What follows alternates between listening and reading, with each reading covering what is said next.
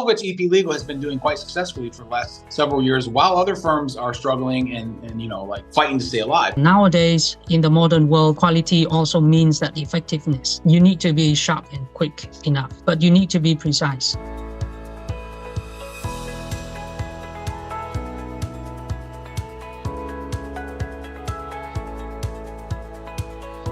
All right.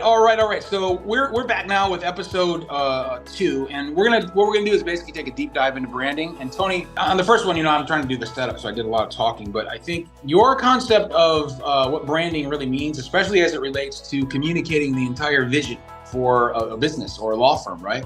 If you could speak to that for a second, so we can sort of set up what's the purpose of this presentation. And the real reason why a full rebrand like what we did matters so much. Talk to me about vision and what you see and what you think. The original vision of EPLegal is very simple. We started as an energy law firm. So we wanted to be known as an energy law firm, serving all the needs of the energy companies and clients in Vietnam. The problem we had in the past, as I shared in the previous episode, is that we now have started to grow up and we are growing global. We have 3 offices in the UK and we are having office soon in Singapore. So we are going global. And one of the perception in the market is that, this is a local law firm. How could this kind of firms develop and deliver good quality service? This is really struggling for us to get to the clients. And for that reason, we really thought that we needed to rebrand what we have developed in the past. We need to refresh our brand and we need to align this brand with our values. The value of the firm that we have established in the past that we want to maintain, that is a quality in the service that we provide. And nowadays, in the modern world, especially after the COVID-19, quality also means that effectiveness. You need to be sharp and quick enough, but you need to be precise. The three things to consider when it comes to relevance are adapting to current market trends when you're thinking about a brand, so your brand doesn't look like it's 40 years old, right?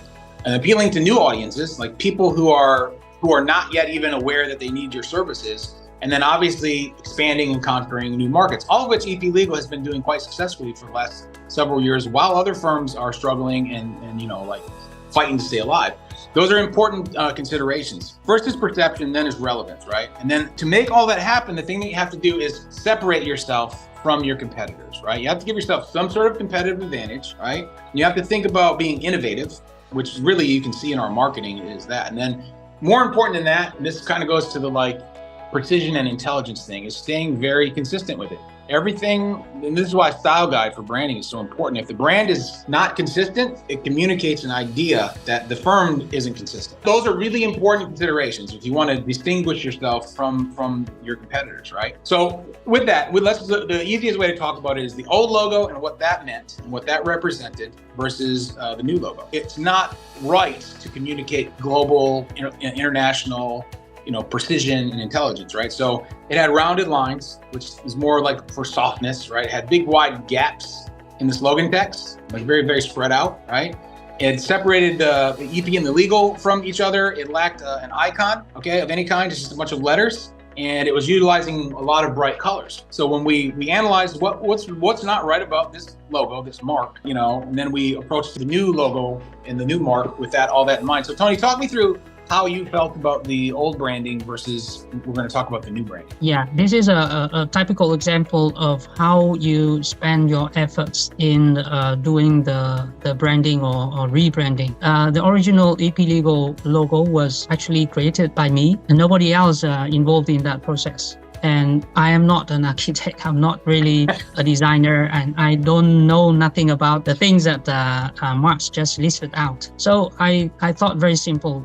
We are an energy law firm. So what we do is energy, and energy means exploration and production, and that's why we came up with the name EP. And the blue color is a sea. It's a color of the sea, and we thought that blue color represent the oil and gas activities in Vietnam, which happens in the sea.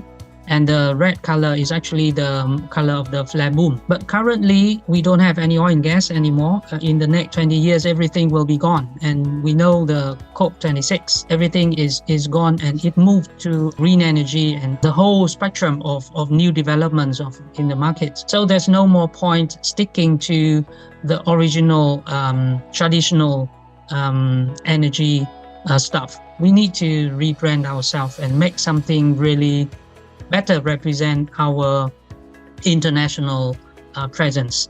So we discussed with Mars, and I think the brilliant ideas came with the logo itself that Mars will share with you later. A lot of times, if somebody came along and that person made the logo themselves, like you did, there was nothing wrong with that logo. It's perfectly fine. That takes a very brave and wise business person to actually surround themselves with people who are better than them at certain things, because they want the best and they don't have to be the one who does it. So even just the decision to be open to changing the branding instead of getting stuck on it, which is a problem that I have with a lot of clients. They're stuck on their current thing or their previous thing, or they're attached to it, and they're not really thinking about how it represents them. Well, I'll talk through similar to the way we did the previous logo. This one is much more straightforward and strong with not so much rounding, right? That's a key thing, even in the fonts that we chose, right?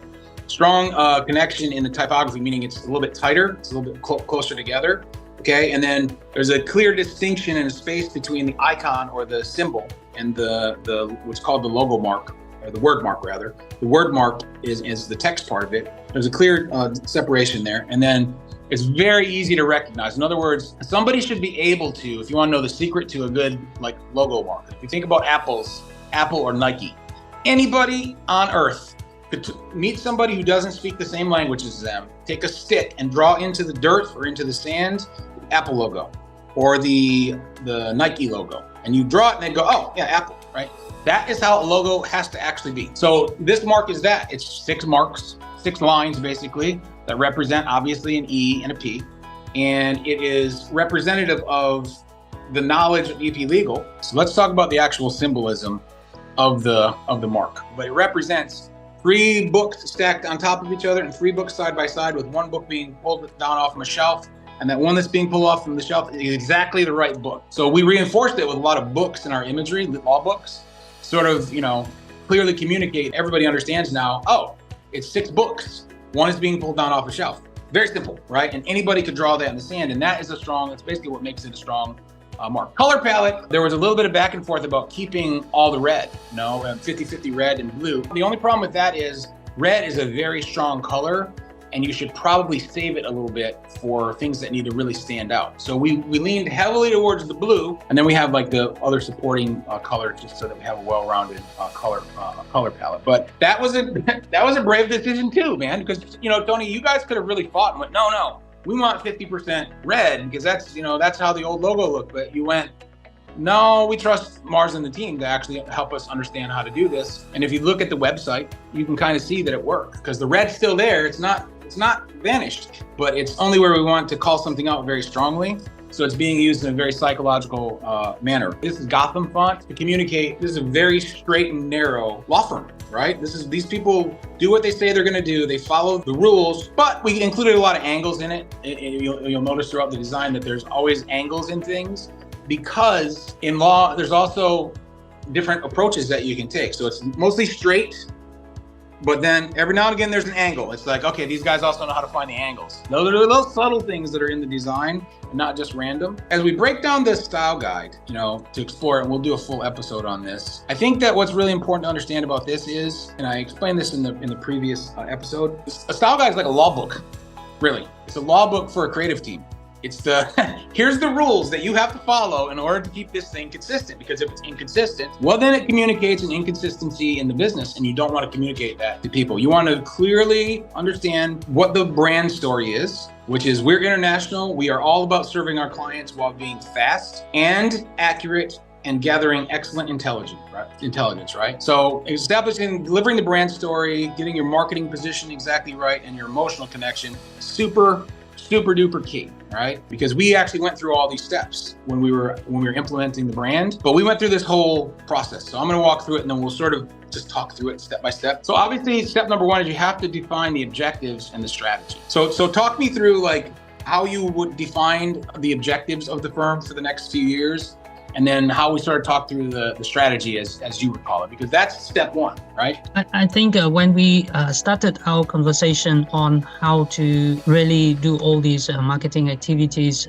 in a totally different way, is that we traditionally did what we did in the local market. We try to be professional, but we did not really look outside and see how the world operates. But since I traveled to the UK, Singapore, and other regions, I realized that other law firms, they develop their presence in the regional and international aspects in a different way.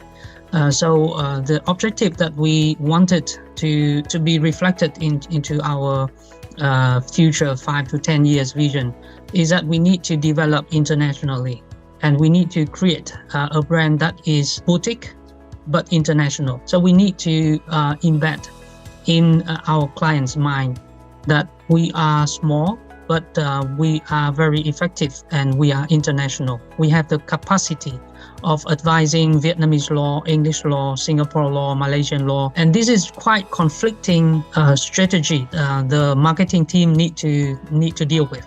Because more means that less resourceful, but we try to prove that being small doesn't mean that we do not perform the quality work. Right. That is why we came up with all these ideas, and the marketing team has to do a lot of work to redefine the market message. So the reason why what Tony just said is really important is because if we don't have that conversation at implementation step number 1, you don't know how to do step number 2, which is create the team, right? So we had to put together a team. Specifically, the firm had some assets, right? But in order to really get a message across, there are certain key roles that you need. You need somebody to manage the team, of course. You need somebody actually doing design, somebody doing content management. There's a bunch of pieces, even some of them aren't even on here. But you don't want to create your team until you know what your objectives and your strategy are going to be. That's really, really, really important. And then the next thing you start to do, and even though it doesn't get completed until the end, is number 3 is the website build-up. Like we start to actually build the website out, because that helps us figure out how we fill everything else in. It's kind of counterintuitive, because you might think you save that for after you get everything else done, but you don't, because when you're working on a website, it's mixing so many different medias together. What happens is you go, oh, wait a minute, we need to make sure the font can do this, because otherwise it's not going to be able to fit everywhere. Or wait a minute, these colors don't work together. Or whatever you kind of come up with, you have to like sort of put it into a place where you can kind of play around with it a little bit.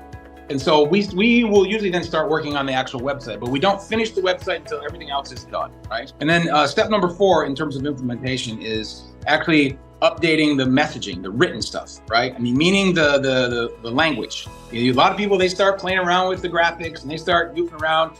We do a little bit of that on the website, but mostly we're worried about the content on the website. And then we start adding images and imagery and video and stuff that matches what we're writing onto the website. We're talking about taglines, we're talking about mission statements, we're talking about value propositions and quotes. We gather all those things and we put it all into a content document so that we can then figure out how the visual stuff needs to work, which is step 5, right? The logo, we did the logo first, because I usually do start with the logo, but we didn't finish developing the logo until we started looking at it in place. And then we made a few changes to it to get it to its current form, right? And then we're talking about color palette, typography, and then the brand guidelines, which we already went through. Then we start dealing with stuff like print collateral and what will the rules be for that, right? And then media outreach, which is really the stuff that we've been focusing on for the last several months, getting the partners onto different television shows. Tony, talk me through that one. A couple of the partners were on a big talk show here in Saigon, and we actually got a lot of response from that when they shared it onto their LinkedIn. So talk about like media outreach and your take on how important that is. The step 7 is really, really important, and I think that's a great contribution from us team. We have done this in the past, of course. We do the LinkedIn, we do participate in events, but we never did it in a strategic way. Until we have this kind of marketing and business development program. So the media outreach means that you will try to reach out to the market and do the networking, and also make the market aware of your presence as a boutique but international law firm. So it has to be represented in the LinkedIn, which is a very important network for all the professional lawyers and even clients. And also the AI avatar Mark's already talked about. But I want to talk about the connections between the activities that you do in the real actual networking and the LinkedIn content and the newsletter that you put on your website and your LinkedIn. They're all connected. And when you have, for example, interviews with some TV or some programs, you need to be able to present this on LinkedIn and on other social media tools.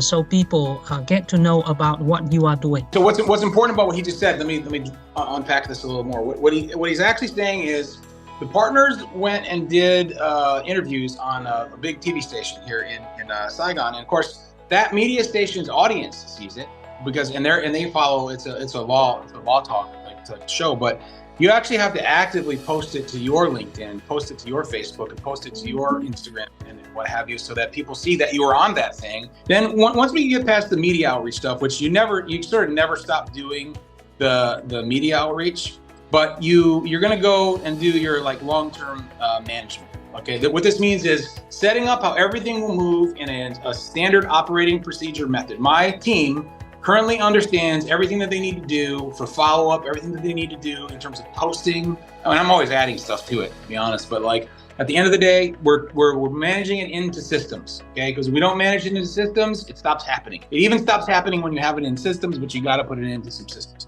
okay? Then you're consistently adjusting and fine-tuning. And then the one thing that's most important, and almost everybody leaves out of the equation in the process, is getting feedback. That feedback loop with the internal team and with clients, okay, is really, really important, and all the stakeholders inside the firm. So Tony, before we go away from these steps, is there anything else you want to talk about? Anything that I missed? From the firm's owner perspective, what I would like to share with all of you, if you are watching this video, is that really it needs a team, and this is a team effort. And I think we have never done something similar to this before, which means that we have gathered up a whole team of marketing and business development for every week meetings. And on the weekly meetings, we discuss various topics in relation to the implementation steps and the feedbacks and all what Mark have said. So what I'm trying to say is that this needs a lot of attention,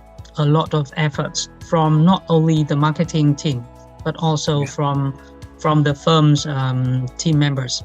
So we need to feed the marketing team with all the ideas, all the practice that the firm is doing, and all the information from the market. So the team behind, as you have Mark is showing, is really a lot of people working on a lot of aspects of the thing. So if you are thinking about the modern marketing of law firms, you really need to think carefully and strategically about spending costs, spending time and efforts into this. So it's not simply, oh, just a snap, you have all this lineup.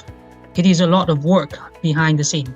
And you need to carefully think about this as a campaign, as part of your operation in your firm. But obviously, there's a team of management that does the management. My assistant, Tin, helps a lot. And then Taylor and Jane, they manage the team. And then there's people that do video, and mainly Dash, the gal you see on the left. She's actually based in the Philippines. But Thai and Lop are based in Vietnam, and they help us with our videos, especially the stuff that's specifically in Vietnamese. But a lot of our stuff is in English. And then last but not least is we have a developer. I have a lot of developers, but this is the one that helps with the stuff for EPLegal. His name is Jonas. He lives in Lithuania. And then Kang and Ernest handle all of the sort of like static design. And then a big part of the process when you're doing this, and we're almost done with the presentation now, is the unveiling of the new brand, right? You kind of have to first they have to run it by the clients, right? Which are these guys, right? Tony is a really tough customer. We're doing this presentation, okay? So I'm being I have to be nice on this thing, but he doesn't just accept everything. He's like, well, no, can we do that? Let's change that. We can't say that.